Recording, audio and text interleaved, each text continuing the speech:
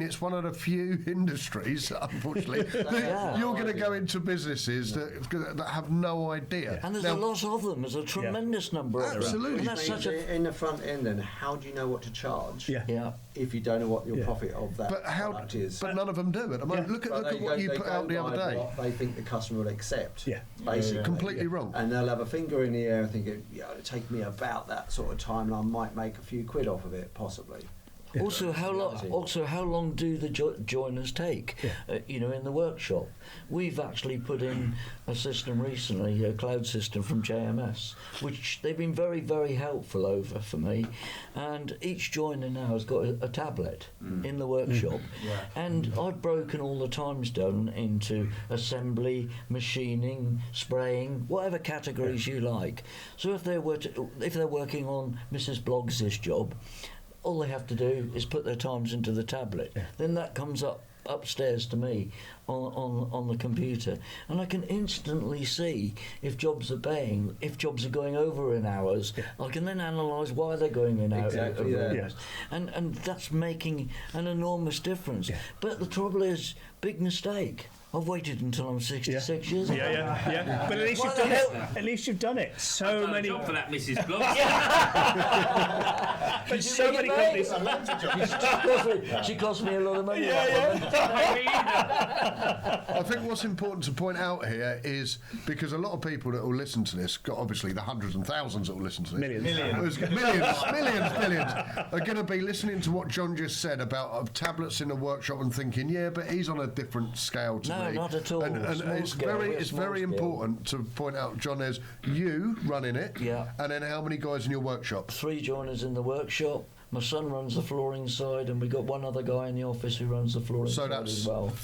So really on the joinery side is 4 people. 4 people. 4 people. Four So people. 4 people. So there's no excuses like when this goes out and people are listening to it thinking, but I'm never going to get there. That can only work. Yeah, it's only worth for a big company. And the great thing is, I've got very little overheads. Yeah. The overheads are minimal. I see so many companies growing. They're growing like mad. They're becoming bigger and bigger and bigger. Turnover's going up and up and up. And the profit's getting less. But the profit's getting less and less and less. Well, that's not really, in my opinion, what the joinery network is necessarily all about. It's vanity, isn't it, turnover? Totally true. Turnover's for the accountants. It's not really for... It's a sellability factor. I can turn over this, but it's profit margins that are key. All you become is a busy fool, isn't it? If you increase your turnover and you reduce your profit, you're just a busy idiot, basically. I think one thing that, Erin actually said to me, and it's stuck in my head, which I've repeated to joiners as I've been going round, because they don't get this, and a lot, it's not just joiners, a lot of real small businesses don't get it. If you want to aspire to be a Timberwood one day and be turning over 7.5 million, making decent profit, having that systemization within the business, building a management team, it doesn't matter that you're a one-man band or a two-man band now. What needs to happen is you need to run your business now, today, like it's turning over 7.5 million, because otherwise you never get there. If you're running it like a two-man band with the aspiration of being 7 million, you'll never get there. Run it like it's 7 million today. And that means putting systems in. Grow as well. It means correct. You can grow a bit more comfortably. Mentality as well. It will change your mindset and your mentality to run it. Once you do it at the front end, then it's just copy and paste, isn't it? Really, you just grow and everything just gets on a larger scale. But the process is exactly the same. So monitoring, knowing how long it takes to cut a piece of wood, to glue it, to join it, to glaze it, to paint it, you need to know all of that. And nobody in the joinery industry, other than Ian, and John, and probably Steve, but not many joiners I go to actually know. And like you said, they don't know what their margins are. They won't know how long it physically. They have a good idea because they've made lots of windows and doors and staircases and so forth. They have an idea of what it's going to take them, but they don't really know 100% what the actual profit of that is after they're finished. And that's the biggest problem, really. So sorting that out first, and like Ian says, counting joints is an easy way to do it, because you've got four joints on a square. It's very simple to count out, add your frame onto that, and then you've got those joints. You know what your linear meterage rate is through your machines. you can easily build up a very simplistic format of how it costs to cost. I think a it's product. just a way of understanding how to simplify it, though, because it can always Well, seem quite daunting to a lot of it is. people. But you just break it down into modules. Exactly, you just got different checkpoints. You've got all like your John you've said, got different cross-cutting, checkpoints. ripping, PARing, profiling. You can literally break it down to Exactly. machine by machine or process by process. Yeah.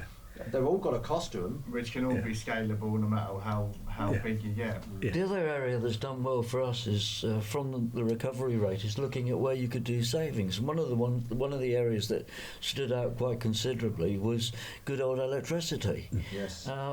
And I thought, blimey, what about solar? We spent 15,000 on solar.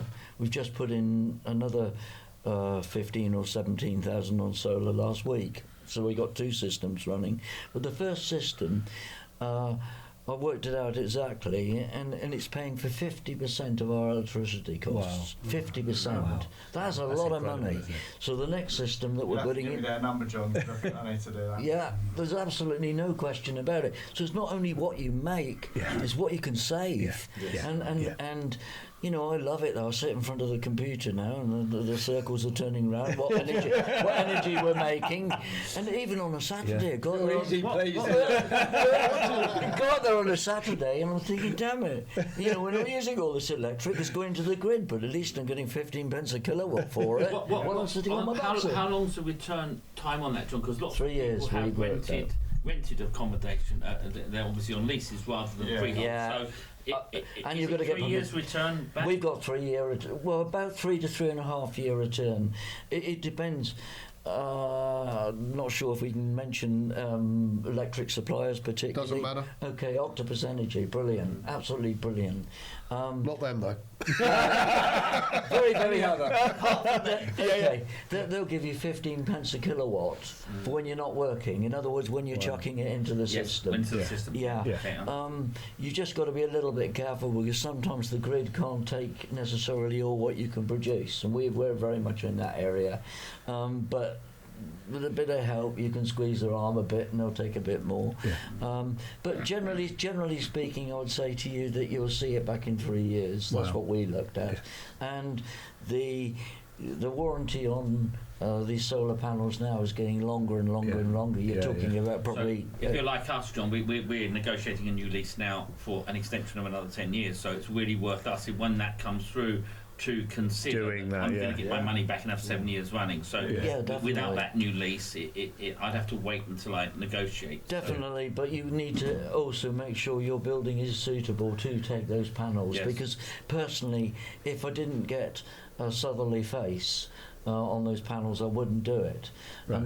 But it's surprising when you get to know, just from practical common sense, I needed a few more panels to pick up the morning sun because the guys start at 8 o'clock in the morning and I wasn't generating enough electric then. Yeah. So I stuck some more panels, a second phase of panels in the morning, which picks it up sort of from 8 o'clock till 12 o'clock. Then the other set of panels pick it up, and then what we get in the evenings from the southwest, well, that's going into the grid. Yeah. But But once your business is running like a system, you've got the headspace to be able to look at all these things. Yeah. And that is where so many people are. They just don't, you can't even stop to think about that.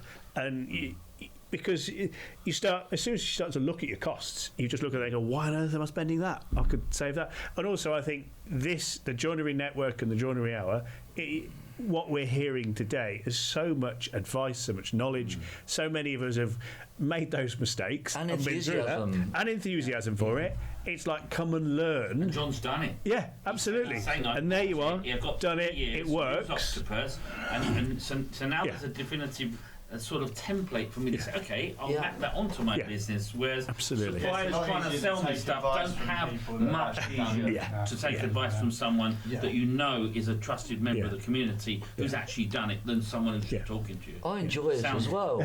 You know, I enjoy Absolutely. the panels again. You know, You're something recording else. it, or you keep pouring it all out. Oh, no. I've written it all down. I don't look like I'm writing. I've got a lovely Lister generator that I've had for years. You know, it's one of these ones that goes pop, pop, pop, pop, pop, and Find out burns it's got shit. burns about a gallon an hour. I've gone on and on and on to the electricians. I said, well, it only produces 4 kilowatt, but I'd like that 4 kilowatt to go into our system. And they think I'm mad, but I don't mind. So the thing still is not connected up to anything, but it still goes pop, pop, pop, pop, pop. So I don't mind. But it's just a lovely bit of old-fashioned engineering. So something modern from the solar panels to the pop, pop, pop thing. You know, I'm enthusiastic about. Yeah. But business can be real fun. And that's what, so many people get bogged down in the stresses of not being able to meet payroll. Where's the cash coming in? Where's the next job coming in? How are we going to do it? But actually, once it becomes a system and it becomes repeatable, and you've got a way of getting work in, you've got a system of manufacturing, you've got a way of getting out the other end, you're just fine-tuning, and you realise that you can make a small tweak, and you can make lots of small tweaks, and they have a huge impact on the bottom line. And it is really good fun to do, you know, and to bring other people into that journey. It's brilliant to grow a business, add people, build those relationships, and build those relationships within the network like this. You know, it's what work is about. It's building these relationships and supporting one another and working together. And we can only do this because we've got the headspace to be, we've all taken the day off to come here away from our businesses because we've got... We're not getting paid.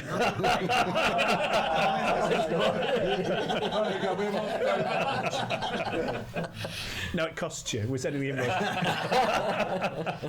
But Who do you think's paying for But we've all got our businesses to a point where we can do that, and that's because of the systems, and business is just formulas. And if you find somebody who's worked the formula out like John has, copy it. There's no, unashamedly copy it.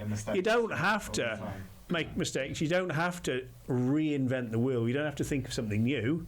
Look at something, see he's done it, and gone, oh, I can do that. Brilliant. It has a huge impact on that your business. joinery hour, I've attended every one so far, and every single one. And I've worked with Owen for years, and I still got lots out of that. Oh, that's how they're testing, that's where it's failing, that's how they're getting in. When you explain that, I thought, oh yeah, that makes such good sense now. And that's after working with you for years already on the factory. So every single person who's been on that joinery hour, I've come off thinking, glad I was on that call. They've opened my eyes to something. Well, if you can get one bit of information, I always say when I go to an exhibition, if I can get one bit of knowledge, I want to learn something. That's a day well spent. You can't expect every time you go and get thousands of different things because it just doesn't work like that. So you just get one piece of knowledge, one little bit of information that's going to help you do something easier. Then it's a benefit. It's the golden nugget, isn't it? The one golden nugget you can take away. Just a bright spark, light bulb moment. That could help. That could work for me. But also, then you can take that away, you implement it, and then you learn the next one. Because otherwise, so many people soak up loads of information, but never actually apply it, never actually do it. You just know it. You're just going to sit on there and listen and not absorb, and take it in and make notes and say, right, okay, I can react on that, and don't try and pick up loads of stuff. Like I say, right, that sounds that part will work for me because I have lots of problems with that. Let's make that first and get that working, and then we can go on to the next one. Because if you try and tackle too many things in once, everything will fail. Well, you end up doing none of it, do you? You've got to be hungry. You've got to be hungry as well. I think that's what makes the difference. Running your own business, if you weren't hungry, I'm not sure that it would work. And I've always enjoyed the challenge of being hungry. Not only making things, but also making money, dealing with customers, seeing the end product, selling the end product, and then seeing the money in the bank. I think one of the things... world. One of the things we sort of talked about the manufacturing side and how to become more efficient, and one of the things my customers always say, okay, I can make these windows quicker now and smarter, and they're really lovely, and I meet all this legislation. How do I get the work? That's the stumbling block. So what sort of ideas do we think around the table what will actually help? I mean, obviously I always tell them to go out to talking to developers, talking to building merchants, talking to architects. You know your local community, speak to all of these people. Get a foot in the door, take a sample down there, take your now fully compliant process with you and say this is what we can achieve to get tenders and get those things and feeding back, because at the moment they don't know you because you've never spoke to them before. So, I mean, obviously you guys I think before Andy does from a marketing, but there's 3 different businesses here, very different businesses, all selling doors and windows. So why don't we? How do you do? Because I know you're all very different. I know, you know, the answer sort of thing. But tell everybody how you get your business in, how you get it in. Ian and Steve the same, because there's 3 different answers here that all work because you're all doing well. So that's the best. So John, you kick off, John. What do you do to get your work in? No other way but recommendations. Yeah. Sounds crazy, but no other way. I've been on and on to Luke, and address it to Andy as well. I would love to see some form of template for a website for a Lignum website. And I think I've briefly talked to you about it before, but we still have not now got a website. But we've got enough work coming Which in. is commonplace to it. Yeah. But there are joiners that are not fortunate like you, John, and actually got great recommendation and lots of repeat work. Yeah, and I think you need it now as a new joiner going out there, 1-2 man band, and suddenly they've started a new joinery business.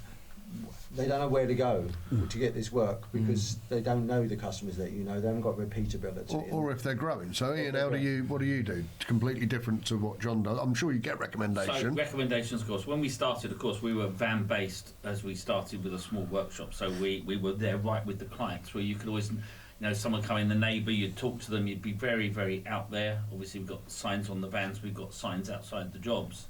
But we do quite a lot for. So we're onto a lot of supply lists with larger clients. That's one thing that certainly helped us putting time and effort into that.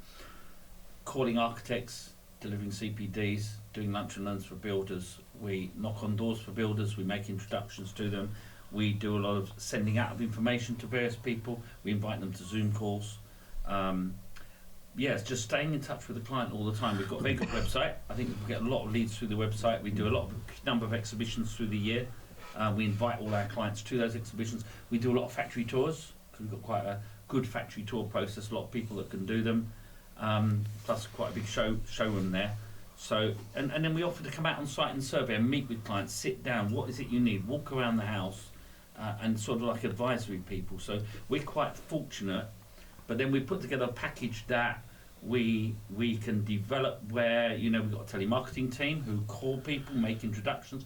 We send videos out. I'm now a video star everywhere. The most embarrassing moments of my life, seeing people from around the world say, hey, I saw you on TikTok explaining something. So we've done that to try to, because we've got a policy of training and education. So we think educating people around what beautiful architecture is, what the value of communities is by getting them to look the same. So in a particular street, we might get 3 or 4 clients because we're advising those clients that if you put the wrong windows in, you're going to downvalue your house and your neighbours. Yeah.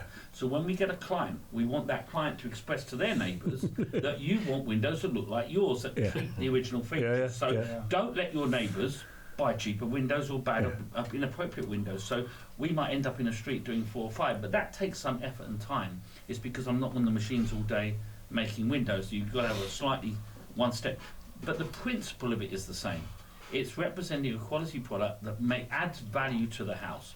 If supplier A comes along and sells their windows £5,000 less than me and knocks 40 grand off the perceived value of the house, they may as well spend 10 grand and bought them from me. Yeah. So I make it very, very clear. If you want to keep your neighbourhood as a valuable neighbourhood and keep the architectural integrity, you need to buy windows from Timberwood. That's very, very clear. We've got a full range. This is what we've got.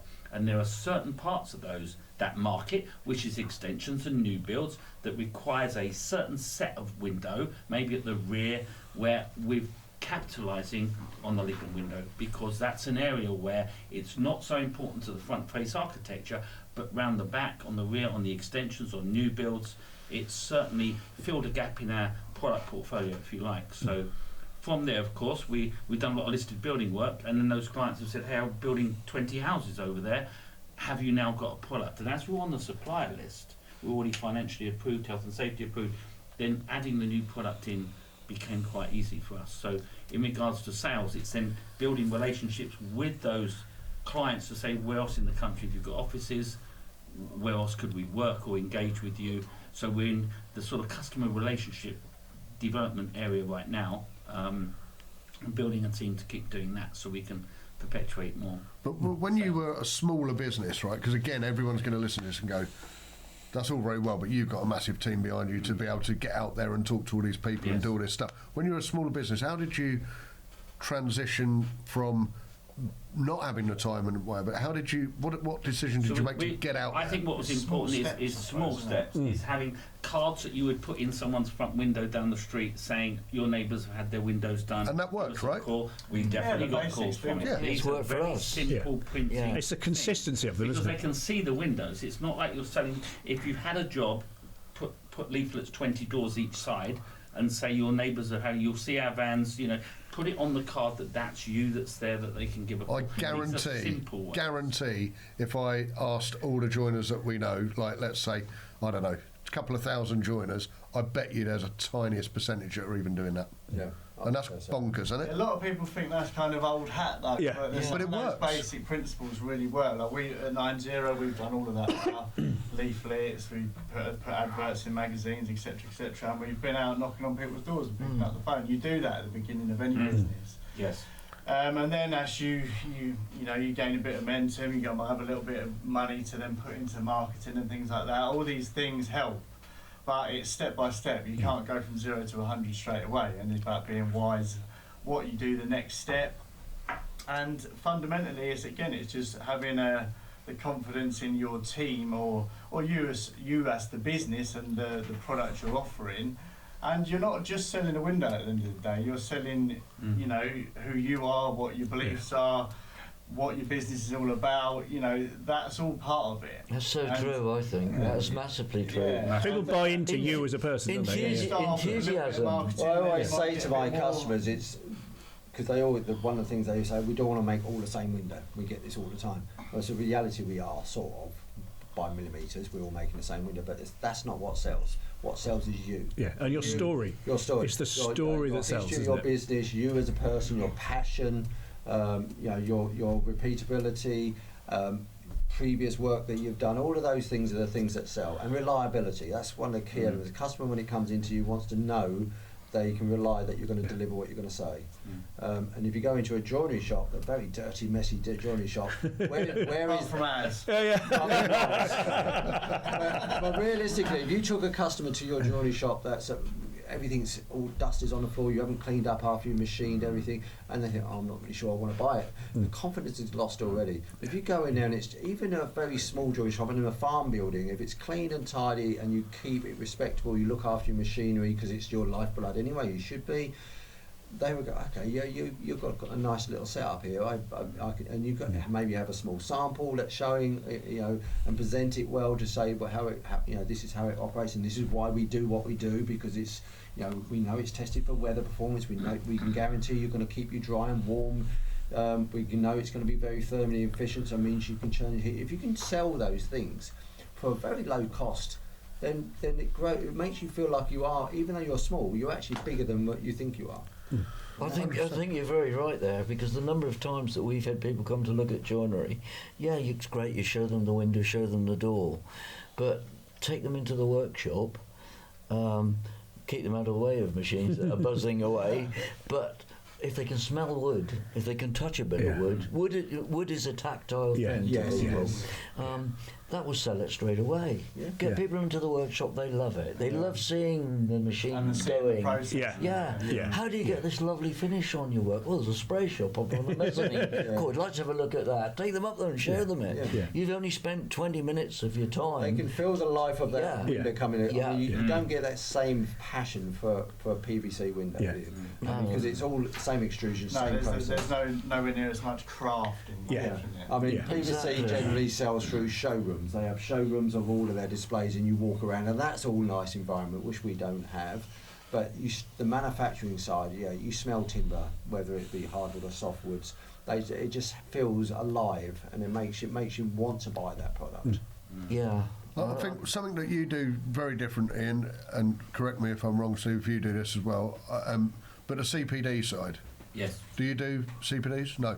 Just talk a little bit about when you started doing it, what that's brought to the table for you guys as a business? Because I don't know any other joinery company that even probably knows what CBD is, if I'm honest with you. Sorry, what is it? I don't know.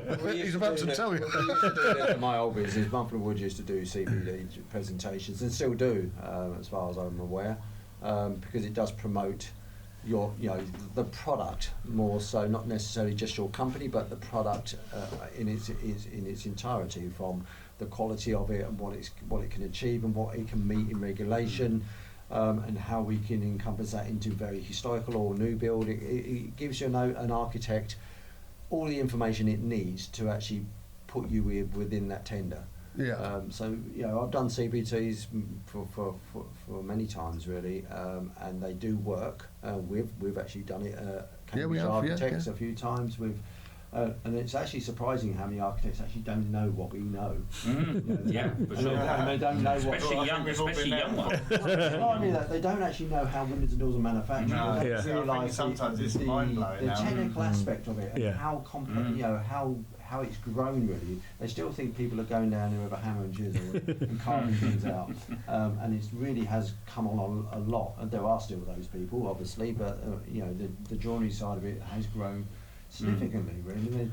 There's machinery and setups and systems out there to make it a lot more smarter.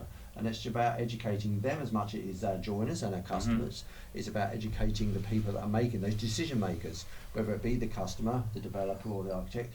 They don't really know a lot. I mean, I can remember when we done that CBD, there was an old architect at the end, and he said, "When did PAS 24 come in?" I've had that a Oh, lot. it's been here actually since 2010. It's scary, isn't 14 it? years ago, actually, and beyond, because obviously before that it was 7950. So security in Windows has been here a long, long time, and I mean it should be. And I always think, whether you want it or we keep banding that BS number about, but the reality is Windows should be fit for purpose, shouldn't they?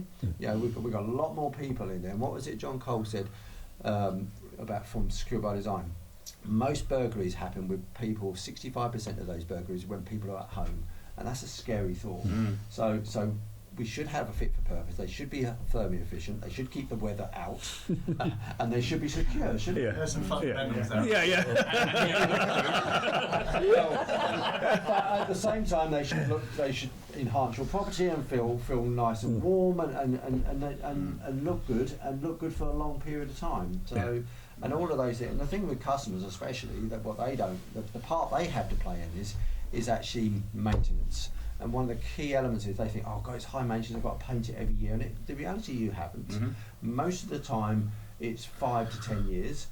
Yes, there'd be a 6-month or a 12-month inspection to make sure your seals are all clean, make sure your bottom of your rails are clean, everything's wiped down. Anything that's damaged by bird crapping on it or whatever it happens to be, make good that part, which is probably only one window of the whole house.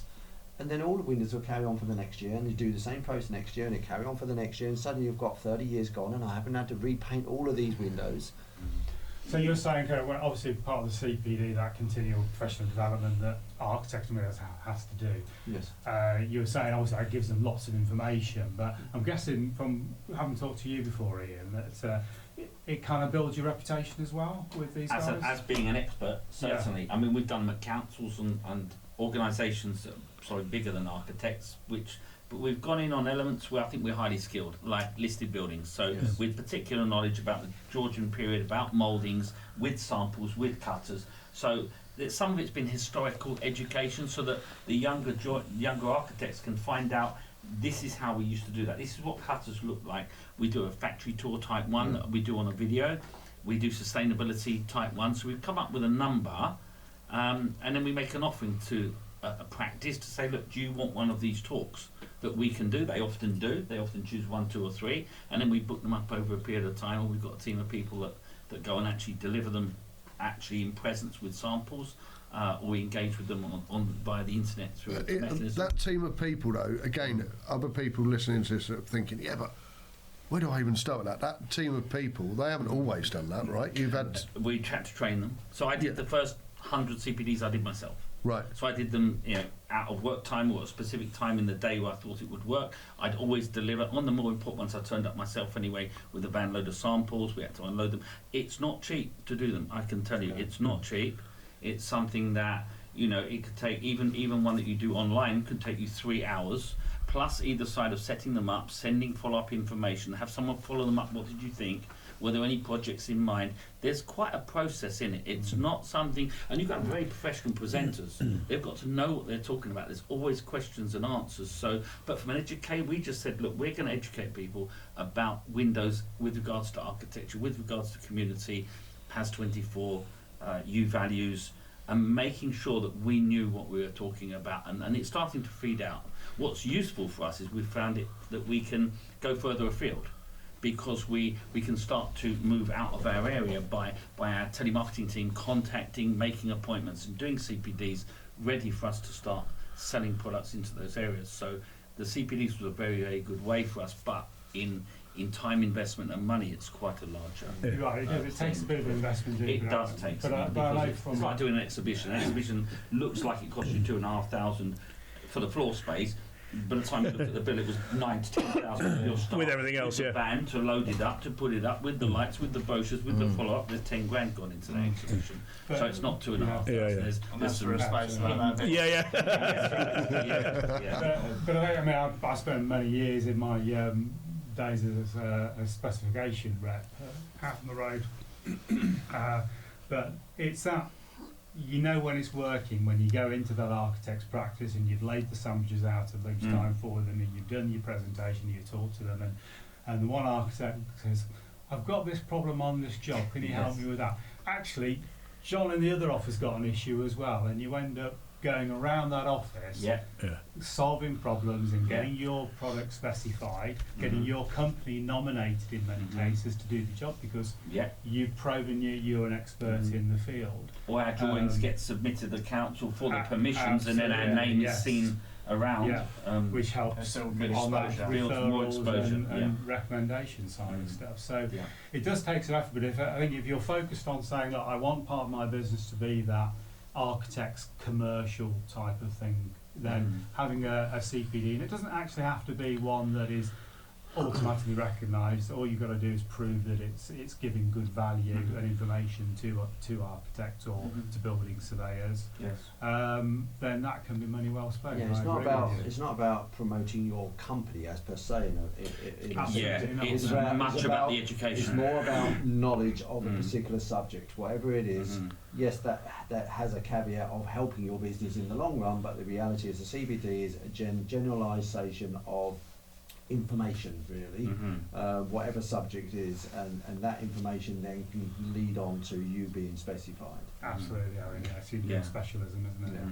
You could just do paint systems for exterior joinery would be enough of a CPD. You'd be, certain architects would be interested in why certain paint systems, why about original hand painting, about brush finishes, about curves on the corners. You could explain all of the technical detailing that Owen puts into design to stop, pull back, and explain that as a CPD, and from that something will come. But you've got to produce it, put some slides up, make it work. And after you've done 100, you sort of like get the same jokes, to be honest with you. I'm going to say this joke, and it's made a chicken salad the other day. Chicken salt grains was a lot better.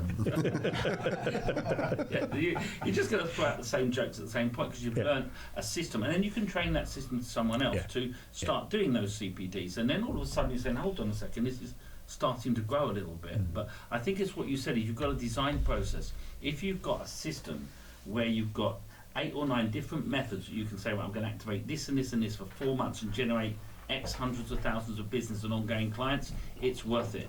It's having that knowledge of what to do, how to do it, and how to access it, or have it happen at a price or a cost that's affordable to you, when the results can come back. And measuring it. Profits. Measuring and it. Be able to measure it. And know which bit has worked and which bit hasn't. And know which bits work and which bits haven't, and how it all ties together with the story, so that you've resonated out into the pond when you throw a pebble in. Would you put those onto YouTube, etc. now then? I don't know where I'm showing up now. we've got a factory tour with a sort of drone thing coming through, which I definitely factor in those days. It's going to be on Netflix. we got a factory tour CPD that actually is like a video tour of all of the sections of the business. It must be, God, it's awful. Cool. Thinking about it, but it's out there, and architects actually watch it, and actually it's a. Do you have like a voiceover? And this is a joinery man.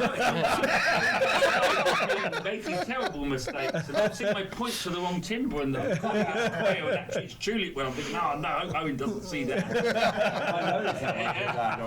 That's a good point you made there, John, because we've talked a lot about expertise and knowledge, and at the end of the day, what you've been talking about is solving problems for people, and whether that's an architect's got a problem, whether it's a homeowner's got a problem, needs to sort of conservation out. Actually, getting yourself online, getting on in front of a video is a great way of showing people what you're talking about.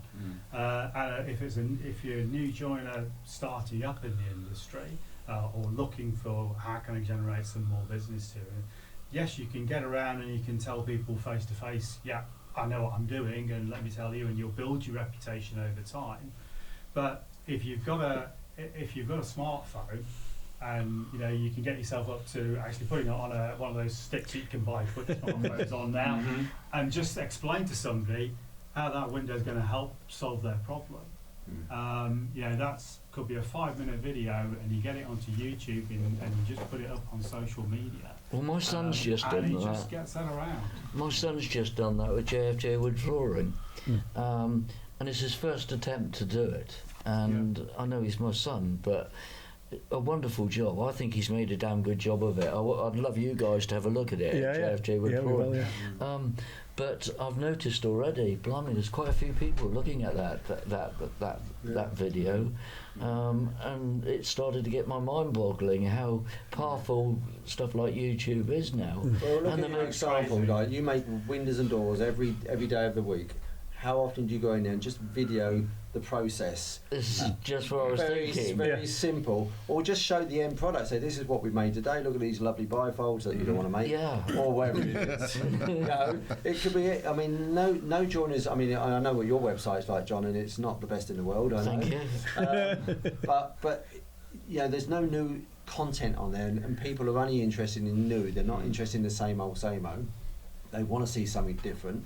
If you just put glossaries of work that you've done previously, installed or going out the factory, every time that's getting generated, somebody's clicking on it, that's getting passed on to someone else and somebody else. And let's face it, the generations now are all working on tablets and iPhones, so the communication is more vast than when we were younger. There was none of that avenue to go out to. We literally had to work within our community and had no choice. But all of that social stuff that you can do yourself is, I wouldn't say zero cost because it's your time doing it, but it's as cheap as you're ever going to get out there. And it's always out there. Referrals are always going to be your biggest winner of business, whether it's referred from an architect, referred from a builder, referred from a homeowner. Or certainly what we found. Yes. But you can shortcut that referral process using social media because people refer you from one social page to another. So that, I mean, as you say, it's really easy to do that. You've got to remember that the most searched terms on Google or Bing are how do I do this? How to? They're the things that people want to know. How do I go about choosing my windows? What do I need to do? And if you're answering those questions when people are searching for them, you build that trust. That's great. Yes, absolutely. Yes. So we've got massive referrals with John. We've got with you, Ian. I keep calling you Julie. Ian, we do. You've got your telemarketing. You've got your CPDs. Right now we've got a whole mix of various things from customers. Whether it's homeowner, builder, contractor, architect, we've touched a lot of bases. Absolutely, so it's slightly unusual. And for Steve, what's your sort of two core things? There's a lot of correlation between all three of them. To be honest, it just depends. Like I'd say, a lot of the things that Ian said we do maybe on a smaller scale, but we work with a lot of installer businesses.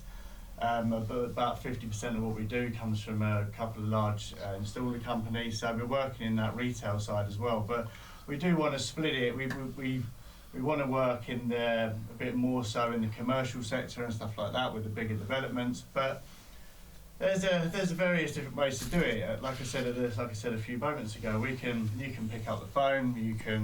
We've got databases full of people that we can approach on a regular basis. We've got email marketing that Andy helps us out with. But the referrals and repeat business are one of the strong ones, of course, because when people have worked with you before, they trust what you're doing. They like working with you, and you're building up relationships with people. We like the idea of keeping not thousands of clients. We want a good handful of business-to-business relationships where I'm the point of contact in a lot of those cases, that we can talk to them, and it feels a lot more personable, and I want to try and keep it that way. As much as we want to do big business, but I like to be able to have that relationship with the vast majority of the people we work with, and I think that is we want to keep that ethos. If you like. Yeah, it's hugely important, and I see a lot of social from your company 90. Yeah, we do quite a lot on the social side of things, and it all looks pretty good. I don't necessarily think all of that is about direct business, but it's exposure and keeping yourself out there. Talking about the day and age we're in, social media is an important factor, but it's not necessarily. Obviously, it's about the website and things like that are about lead generation and information, really, because people, when they want to find out about a business that they want to work with, they look online. Correct. The more information you can put on there, the clearer it is. The more you're enticing people to want to do business with you and giving them sort of the best information you can, making it feel as personable as you can as well, I think is a key factor. Well, I guess having that presence on social as well is like you've just hit the nail on the head. It doesn't matter where it could the original inquiry or spark in that customer's brain, whether it be trade or consumer. It could come from anywhere. But what's the first thing they're going to do? It's a bit like if you're going to employ a member of staff. You look them up on Facebook and TikTok and see if they're a raving nutter or whether they're any good or not, and they look like the type of guy. And it's the same with a business. You get that referral from your next door neighbour, goes, look at what these beautiful windows. Yes, they're going to take your word for it, but they're going to look you up online. And when they see that you're current, you're present, you're sending a decent message, you're well presented online, that's their decision made then, isn't it? Yeah. And hearing that from their best friend as well, is great. That's how the power of duplication has really worked for us. You sometimes can follow sort of family trees down the line, if you like. When you've been doing it that long, And you've got to remember that, if people are doing work on their house and they're looking to decide to give you the order or not, over 73, nearly 75% or plus people will first check you online, check your Facebook, check your Instagram, look you up on LinkedIn before they'll place the order. It's just it's a lot of money to spending, isn't it? It's it is out there to it does surprise me actually in this industry how many people buy this product without actually seeing nothing. Really, even now, from large companies like yourself or small joinery companies, they'll go in, shake your hand, and say, "I want whatever it is," and let you just get on with it. On trust. Without actually seeing any evidence, referrals. Occasionally they might say, "Oh, go and see this property or that property or speak to that." Very rarely, and we still do. By having showrooms helps, obviously, because they physically can touch and feel, and they love all of that side of things. So, by just having a small sample. A prime example, one of my companies in Stroud, he used to go to see a customer all the time, or different customers, and he'd go, "What do you want, Mr. and Mrs.?" And they'd go, "Oh, I want it to look like that." And instantly he's now making something he doesn't want to make. And by now he's changed over the last 2 years. He takes samples with him and says, "This is our window. This is what you want. Yeah. This is why. Do you want that one, that one, or that one?" Yeah. We I think sell another this. thing on top of that, the sample's very important. But I get so many people that they see a sample and they go, "Yeah, this looks lovely," but then they want to see it in a house, or they want to see it on a project to really get that's only referrals and things get a like grip that. of what it looks like as a Which whole. can be a little bit more difficult and challenging, but if you've got but that's when as long as you've got that information, if you've got the imagery and etc. to show them, then it creates by that. taking pictures of finished fitted products or installed or in whatever it is, whether it be kitchens or windows or stairs or whatever it's going to be, that instantly you go, "Oh yeah, I like the look of that," and they actually want to aspire to that. Yeah, well, it becomes aspirational, doesn't it? Yeah. That's the worst thing. Being a window and door maker And I think more touch points, when people have seen your name somewhere 8 or 9 times, they sort of, I've heard of that name, there's a familiarisation. But I think the move from being a joiner who happens to, like you say, walk into a dirty workshop covered in dust and they've got 4 windows at the back and 2 kitchens, but online you can position yourself as a window and door expert. These are lots of jobs we've done. This is we're part of the joinery network. You can build credibility around windows and doors, even if you are a joiner. But being a joiner who just makes windows, you're going to be on the back foot a little bit all the time because you don't have certification or structure or a resource network or expertise. You're just a joiner who makes an assortment of things. It's like a complete chef being able to make you anything you want.